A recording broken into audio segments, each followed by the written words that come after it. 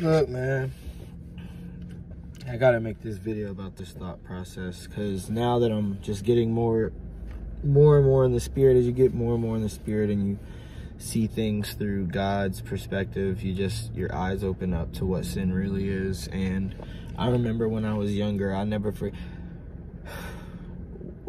when you're younger, there's like a few dreams. There's a few dreams that you will always remember for the rest of your life, no matter what. And I think that's kind of weird. It's kind of crazy, but out of all the dreams you have in your whole life, there will be like one or two from your childhood that you will never forget. And one of them I had was, it was when I was like probably 13 or 14, and I just started smoking weed.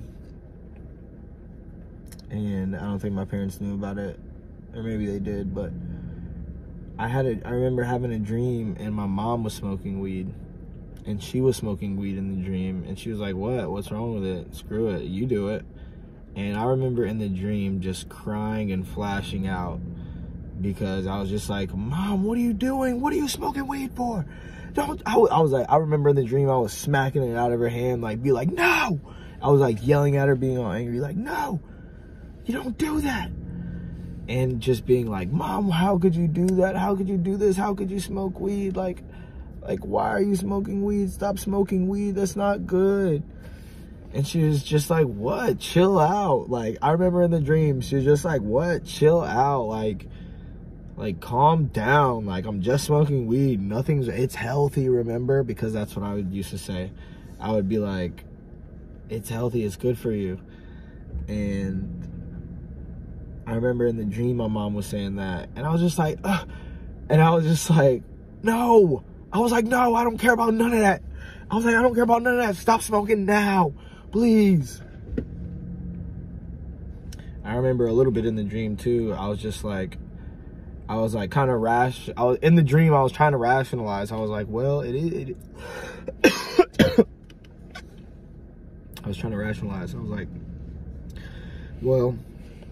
like, well, I do smoke weed too, and now I get to smoke weed, and I do say it's healthy for you, but at the same time, it's my mom, and she's smoking weed, and part of me was like, how's she gonna take care of me? She can't take care of me if she's smoking weed, and like, she can't do like the motherly things that is required from a mother if she's smoking weed all the time. And I was like, so I was rationalizing in my mind, and I was just like, no, screw that.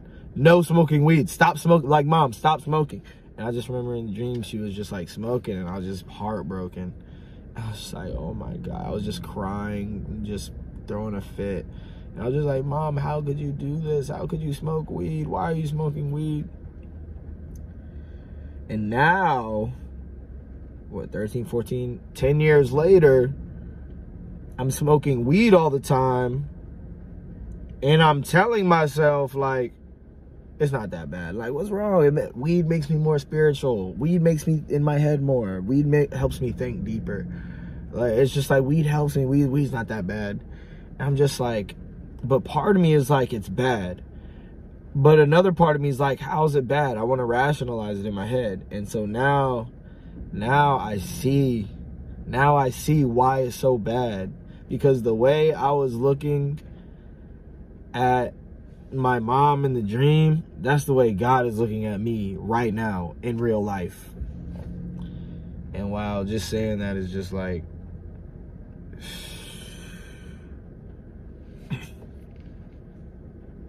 and it's like, I'm like my mom in the dream that I had 20 years ago or 10 years ago. It's like, I still smoke it, and I still like, what? It's not that bad. And I just remember in the dream just being heartbroken and crying, like, oh my God, I can't believe my mom is actually smoking weed.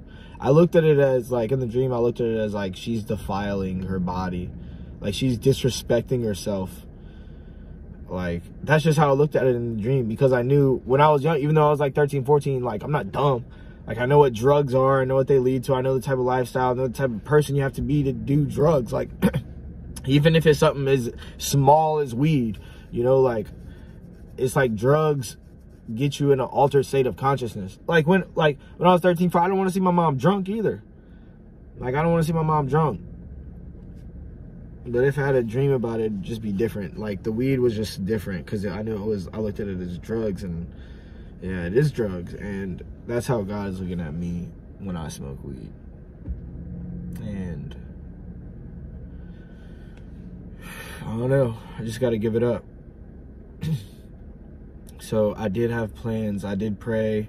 I was praying, fasting for a few hours. Can't even fast for more than a few hours, I feel like, sometimes. I have, but anyways, I was praying and fasting, and I was just like, I was slowly coming to the decision, like, all right, no more weed. Like, I know I'm going to come to that decision eventually anyways. Like, I know I'm going to do it. It's all a matter of when. When am I going to stop playing around and just decide to make that dedicated decision, committed decision? It's like, because once you make that decision, ain't no turning back on it. Like, ain't no turning back on it. Like, you have to know that you're ready. You can't kind of make, for me, I don't make committed decisions unless I know without a certainty, all right, I can stick to it.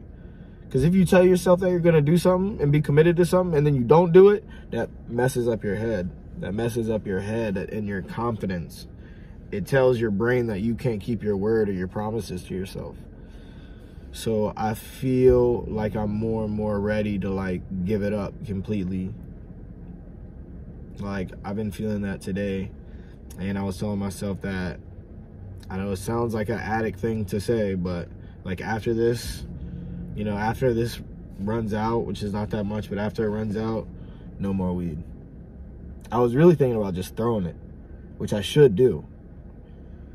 But it's like, I have to be careful. I have to be careful, because if I throw it and I don't fully close that door, like, on my own will, like, I, like, close that door to, like, I have to accept it. I have to, like, come to truths with the addiction, like, with myself, like, all right, we're good. And it's like, we're good. I can't just, like, throw the weed and that's just like smacking my addiction in the face. And it's like, all right, I'm gonna come back, you know? So I can't, you know, I have to come to truth with the addiction. That's how I did it before. I don't know, that's just something, I don't know. You have to know without a shadow of a doubt that you can keep the committed decision. I'm saying you, but I mean me, whatever.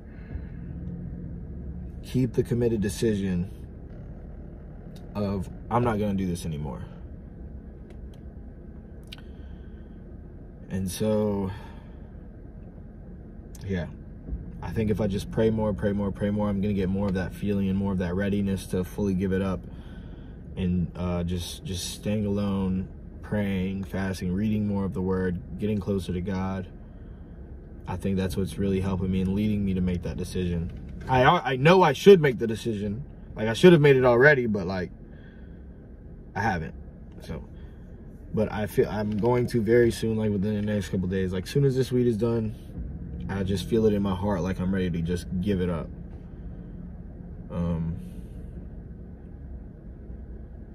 Yep.